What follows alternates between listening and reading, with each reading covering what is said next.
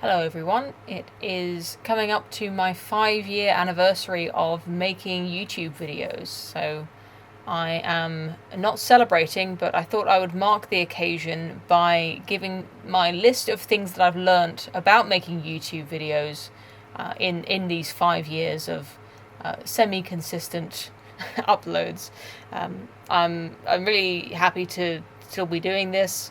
I think I have learned a lot. I'm still got a lot to learn, and I feel really privileged to have so many people who've stuck with me. I know from year one I still see the same people in the comment section, and I'm sure there's plenty more who have been with me since the beginning who aren't even commenting. So if you are still watching these videos 5 years after you first started watching, please leave a comment. I want to know where were you in your life 5 years ago, and where are you now? What's changed? What's the biggest thing that's changed for you in the last 5 years? For me, everything's changed. I just moved into this place we're living now after just getting married, and now we're still here, still together, but we now have two wonderful daughters, and I have 15,000 subscribers later. I think I definitely could have grown more since then if I'd been more consistent and more, maybe more controversial, who knows. But I'm really happy to have the size of audience I have now, and the quality of audience is just right for me, I think. So no regrets, but I have I've learned plenty, and I'm here to tell you what I learned from doing YouTube, just in case any of you are up and coming channels, or if you're thinking about creating your own channel. I'd love to see anyone who has a YouTube channel that I don't know about. Please let me know, and I'll go over to your channel and have a look at what you've made, or let me know if you're planning to make something. I really am making this video because I want more people to be making YouTube. I really don't feel competition with other YouTubers. There's so much more room on YouTube for more creators doing things like this, more points of view. I'd like to see more creativity as well. As Oren McIntyre says, more of everything would be great. I've tried to branch out a little bit into doing live streaming, Twitter. I have a webcomic now, kind of. I have a few comics that I've made at any rate. Any of those things, podcasts. I think I'd love to see just more of everything, really. So this is why I'm making the video, and let's just jump right into it with the things I have learnt that I think you can learn from, rather than learning it the hard way like I did. First of all, one of the best pieces of advice I ever got from another YouTuber was just don't apologize for things. So if there's something weird going on in the video, if you have like a sore throat, or if you forgot to upload last week, or you haven't uploaded for a while, if you are having some camera difficulties or audio difficulties, you can always apologize for things in the description of the video, or in the comments, or even right at the end of the video if you really want to apologize. But what I hate to see is when I start a video and the first minute, 2 minutes, 3 minutes are people just apologizing for, oh, I know not everyone's going to like this video, or telling me that they've had a sore throat for a while. And there's a place for building a kind of sense of rapport with your audience by sharing what's going on in your life. If you're going for that, then sure, do share about what you're going through. Share if you want to, but if you're there to say something, to deliver a message, to share your thoughts, just start the video and just start talking about that. Don't talk about literally anything else. Don't even say hello if you can avoid it. If you don't feel too awkward, just begin talking, because there's such a drop off of viewers, even for a really, really good video. And I mean, one of my best videos, not like the best video ever, but even my best videos I've ever made, there's always a drop off. People stop watching in the first couple of seconds, and those first 20, 30 seconds, minute, 5 minutes, it's so crucial for grabbing people's attention and just keeping it. And it's kind of mercenary to talk like that, but it's just accurate. It's just true. You need to keep people's attention, which leads me to my second point. Just keep things moving on the screen, whether it's literally like your body, you're moving your head or your hands or whatever, putting up text that then comes down, putting up images, GIFs, cutting away to a different clip, like a Family Guy episode. Ooh, hit my head. Ow. Those are all really good. It doesn't matter if you're just repeating the thing that you're saying with text. It doesn't matter if you actually add anything or not. Just put things on the screen. If you have time to edit, that will just keep people's attention that much more. But my next point is, do not put on backing music. I learned pretty early when I started experimenting with music.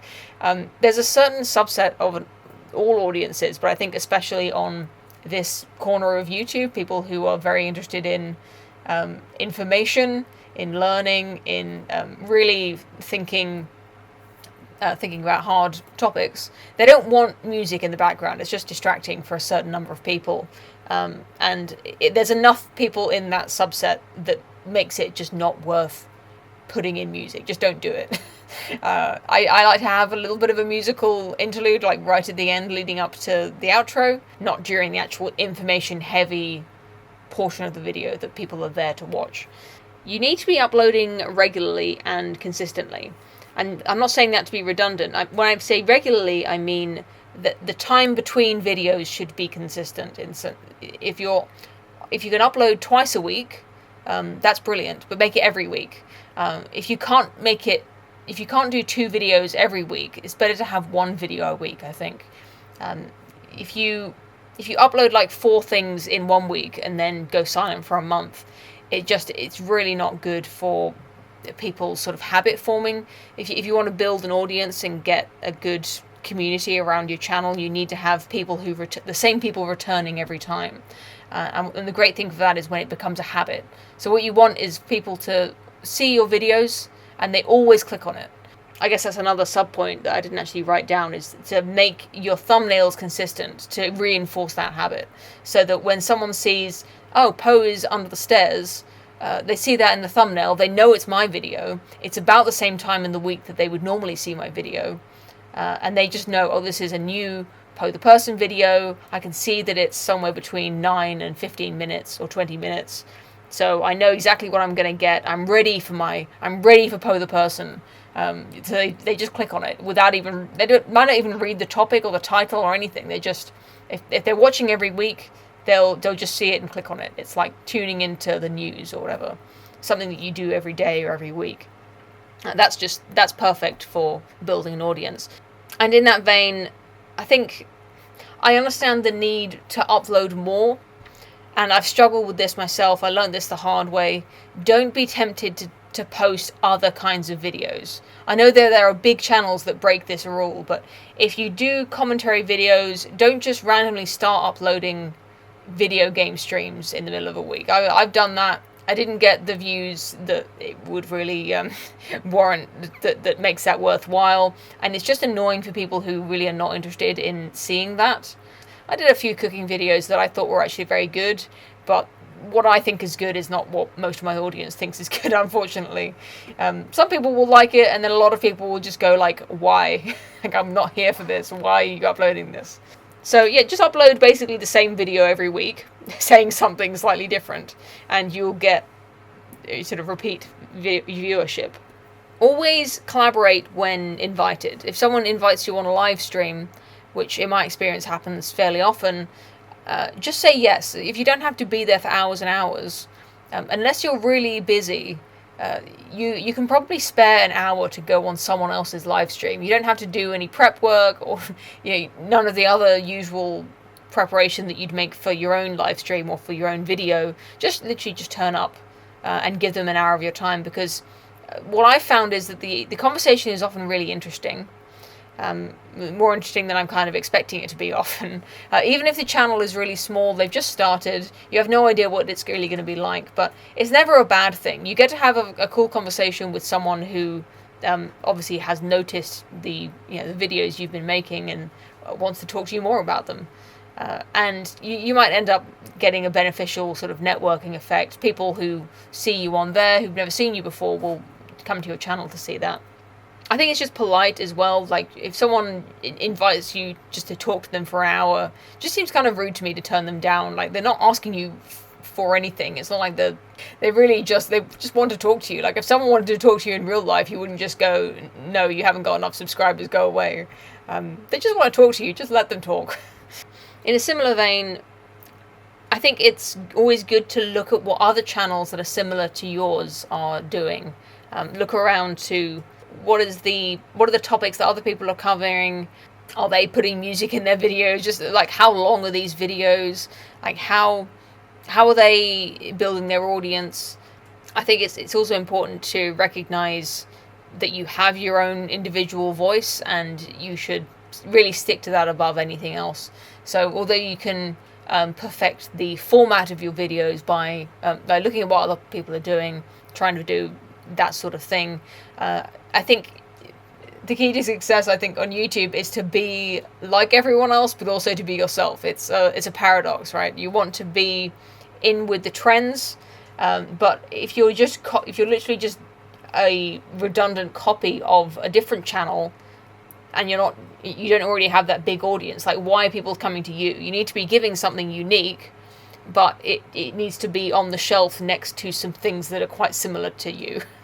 If that makes sense. You need to do your own thing, but in the best way possible that you know people will enjoy. And don't be afraid to repeat yourself. Kind of like what I said earlier. If you have to make a point in this video that you made in a previous video, you can mention the fact that you said it in a previous video, but just say it again. Most of the people who are watching any particular video have probably not seen you make that point before, and if they have seen it before, they really won't mind hearing it again, as long as you get it out quickly enough and not, wasting everyone's time repeating what they already know. If you ever read several of Thomas Sowell's books, you know that he's got like 10 ideas that he trots out in, if you read any of his books, you'll read at least 3 of them. He'll just say the same thing in a few of his books, and then, it just gets reinforced. You don't mind reading it again because it always is true. It always feels fresh and true. It doesn't matter how many times you've heard it, really. So if you've said something in a previous video, you can just make the same video again with, a few years later. Don't just re-release it. Just, refine the points and do better this time. Probably you'll get people who are watching it who've never seen the original, and you may well reach a completely new audience who didn't even know you existed back then. But more than that, just incorporate ideas from your previous videos. And the second time you say it, you'll probably say it slightly differently. So you may end up articulating it better, or articulating it in a way that reaches people in a new way, or people who didn't get it the first time will get it the second time because it's been reinforced, because you're saying it in a slightly different way. And finally, just start making YouTube. It doesn't matter if you make bad videos, there'll be no one watching anyway, so just make all the bad videos you need to get better. That's really the best way to get better at something, is just to do it badly. And then just get better and better, and don't apologize for your old videos. Don't go back and correct yourself. Just keep going. Nobody was paying attention back then. Just keep going as if you've been doing it for years. There's no need to introduce yourself or to explain why you're making videos. Just pretend that it's your job to make videos. You've been doing it for years, and this is your show. And people who are seeing you for the first time will. They'll fall under the illusion that you're doing this professionally, almost. I thought of another tip while I was editing. You need to think of a name for your channel that is easy to spell, easy to say, easy to pronounce, that is, and it sounds like a name of a person. That's my tip. It doesn't have to be called The Person, like my channel, but if it sounds like someone's name, even if it isn't actually a name or your name, it'll just be easier for people to understand who you are and what you're doing. That's just, you want to be easily memorable and easily kind of searchable. So don't pick the name of anyone else, and don't pick a name that's made of generic words. And if you do decide to start a YouTube channel, please let me know.